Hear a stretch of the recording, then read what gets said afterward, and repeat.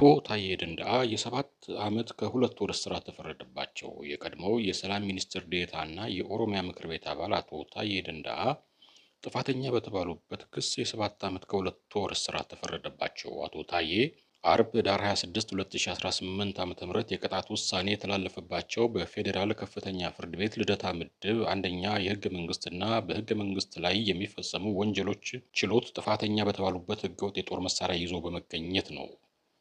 የመንግስት ከፍተኛ ባለስልጣንና የክልል ምክር ቤት አባል የነበሩት አቶ ታዬ ህገወጥ የጦር መሳሪያ ይዞ በመገኘት እንዲሁም ፍቃድ ሳይኖራቸው በቤታቸው ውስጥ አንድ ታጣፊ ክላሽንኮቭ ጠመንጃ ከ60 ጥይቶች ጋር ተገኝቷል በሚል ክስ ቀርቦባቸው ነው።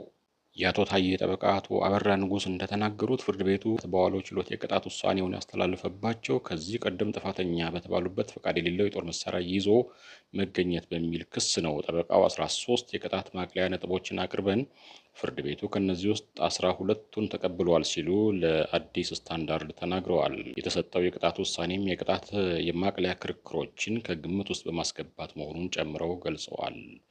የአቃቤ ህግ ቅጣቱ እንዲጨምር ያቀረበው ጥያቄ በፍርድ ቤቱ ውድቅ ተደርጓል ብለዋል ጠበቃው። ውሳኔው ሁሉንም የመከላከያ ምስክሮች ሳይሰማ የተሰጠ መሆኑን በመግለጽ ከተዘረዘሩት 5 የመከላከያ ምስክሮች ውስጥ የተሰሙት 2 ብቻ እንደሆኑ ጠቁመዋል። ጠበቃው ዋና ምስክሮች የሆኑት ጠቅላይ ሚኒስትር አብይ አህመድ፣ የአዲስ አበባ ከተማ ከንቲባ አዳነች አቤቤ እና የከተማ ልማትና መሰረተ ልማት ሚኒስትር ጫልቱ ሳኒ የመከላከያ ምስክሮች ተብለው ቢዘረዘሩም ፍርድ ቤት እንዳልቀረቡ ገልጸዋል።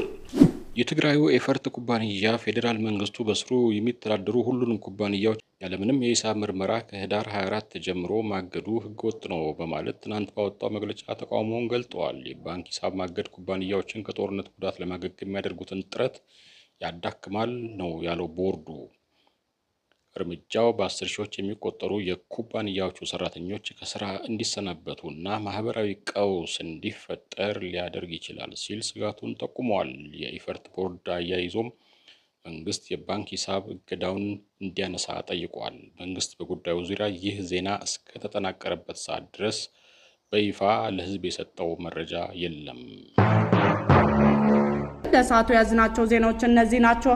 አዳዲስ መረጃዎችን ለማግኘት የሪያሊቲ ዩቲዩብ ቻናልን ሰብስክራይብ በማድረግ ቤተሰብ ይሁኑ እያልኩኝ በሌላ ዜና እስክንገናኝ ድረስ ሰላም ቆዩ።